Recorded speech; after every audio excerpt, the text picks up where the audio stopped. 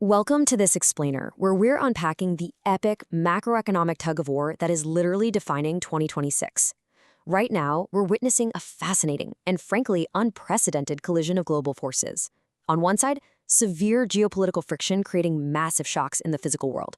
On the other side, an explosive technological revolution entirely reshaping the digital landscape.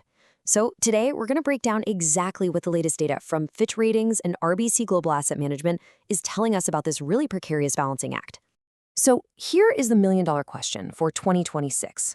To figure out where global markets, and honestly your own wallet, are headed, we have to look closely at whether this booming digital economy can actually outpace a severely dragging physical economy.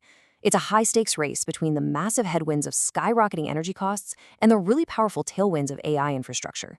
And right now, the tension between these two forces is dictating pretty much everything, from international trade all the way down to the price of your groceries.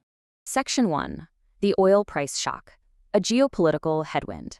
14 weeks. That is exactly how long the critical Strait of Hormuz has been closed to global shipping. Now, I know a ceasefire was announced back in April, but the disruption to global shipping lines has lingered much longer than anyone initially anticipated.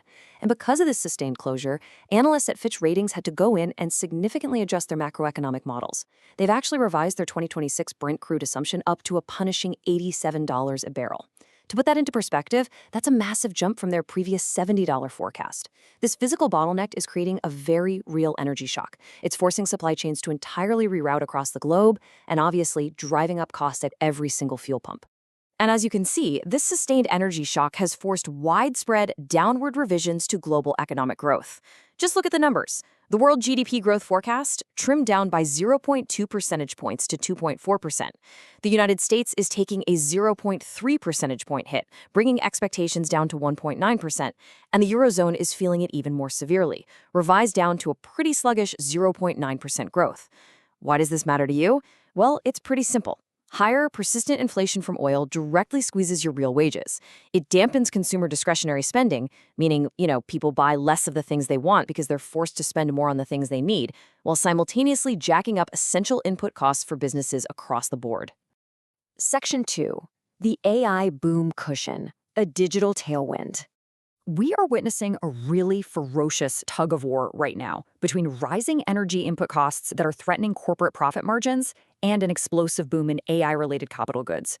Traditional sectors that rely heavily on energy, think air travel, chemical production, heavy manufacturing, they are facing intense, sustained pressure. Yet, at the exact same time, AI-related investment is creating this spectacular upturn in the global tech cycle. It's actively supporting world trade and honestly keeping the global economy from just completely stalling out.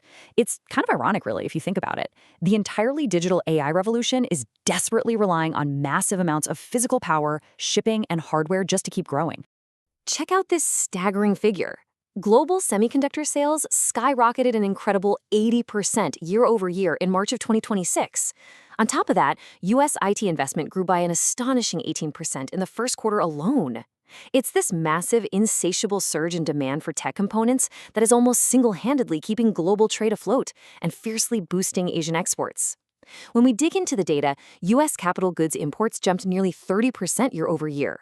This AI spending boom and the massive amounts of capital flowing into building out digital infrastructure is literally the primary reason the global economy isn't facing a much steeper, more painful downgrade right now. Section 3. Emerging markets breakout. The surprising underdog. Right in the middle of this chaotic clash, a surprising winner is rising up. After basically 15 years of painful underperformance and stagnant capital flows, RBC Global Asset Management is highlighting that a massive structural shift is actually underway. Guido Giammattei points out that corporate earnings in emerging markets are expected to grow about 20% in 2026. 20%! That is huge. It makes emerging market stocks the fastest growing major area for equities for a second consecutive year. For investors who've just watched these markets struggle for a decade and a half, this is genuinely surprising. It's a true renaissance for emerging market equities, breaking definitively from a decade of really subdued expansion. And the wild part? The core driver behind this breakout isn't just about traditional commodities anymore. It's all about tech. Countries like Taiwan and South Korea are the ones actually producing the absolutely critical semiconductors, memory chips, and electrical components required for the entire global AI supply chain. Because of this, emerging markets provide broad, foundational exposure to the infrastructure layer of the AI revolution. They benefit from the massive capital expenditure by major tech firms, completely regardless of which specific AI software platforms or consumer apps ultimately win the race. It's like they're selling the pickaxes during the digital gold rush. Let's summarize the distinct forces propelling this asset class forward. First, you've got that 20% earnings growth we just discussed, largely fueled by that crucial AI infrastructure exposure. But you also have vital currency dynamics at play here. A weaker US dollar historically acts as a very powerful catalyst for these regions. Because a lot of these developing economies carry dollar-denominated debt, a weaker dollar actively eases their financial conditions. It makes their debt cheaper to service, it reduces their imported inflationary pressures, and it gives their local central banks much-needed room to breathe and actually support growth. Combine all of that with deeply attractive valuations relative to developed markets, where global investors have been severely underallocated for years, and you have the absolute perfect recipe for capital to rotate aggressively back into these previously ignored markets. Section 4. Central banks shift gears. The inflation dilemma. Now, because this oil shock threatens to reignite persistent inflation, central banks are suddenly on edge. They are absolutely terrified of repeating the post-pandemic inflation crisis, and specifically, they are worried about what economists call second-round effects. That's basically a scenario where a one-off energy price spike leads to sustained, widespread wage increases, which then forces companies to permanently raise their prices to protect profit margins. To anchor expectations and show they mean business, Fitch expects the U.S. Federal Reserve and the Bank of England to entirely freeze their planned rate cuts until 2027. And the European Central Bank? They're expected to go even further, actually hiking rates by 25 basis points, or 0.25%, in June. So yeah, the grand dream of rapid, widespread rate cuts in 2026 has completely evaporated due to this geopolitical energy shock. Section 5. The adverse scenario risks. Raising the stakes. So what actually happens to the global economy if the geopolitical headwind completely overpowers the digital tailwind?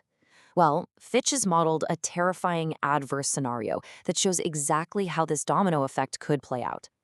First, imagine the Strait of Hormuz remains closed all the way until the fourth quarter of 2026.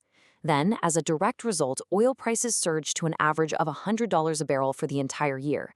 Following that, this severe shock to financial confidence, combined with some already stretched corporate valuations, sparks a sharp 10% drop in global equity markets.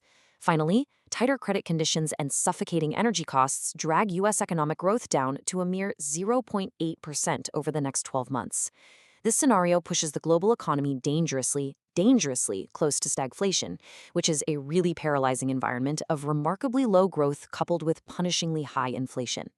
Now, Fitch does note that today's economy is structurally way less reliant on oil than it was during the massive shocks of 1979, but the systemic risks remain incredibly high. The ultimate question you've got to ask yourself as you look at your own positioning is this: if the AI cushion deflates, or if the geopolitical situation deteriorates even further, are you completely ready to navigate a harsh 1970s-style economic reality today? Thanks so much for joining me for this explainer, and definitely keep a close eye on this macroeconomic tug-of-war.